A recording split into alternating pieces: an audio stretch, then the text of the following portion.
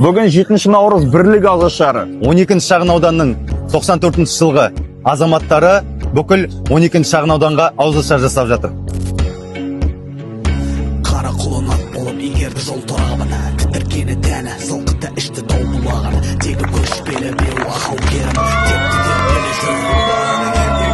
Ләббәй аббым, ләббәй дей тұғын, кешегілердің түгін құртқан мына жат ұғым, ғонның еділінен білді кәм опық жерін, танып ал енді. Бұл даланың еркекті үргенейді қамшы жері, өлі жатып жері, байырға алып бер толқумен күн мөшері, семсерінің әсері күшті деп айтпас еді, білмесе егер. Бұл даланың еркекті әскері жаушының игеріп таушымен, ауырды төмпештеп жуындар қалаушының, құлың болуға даяр шулмаланып тілінсе де, шегедей мықты ері шекеге оқ тисе де.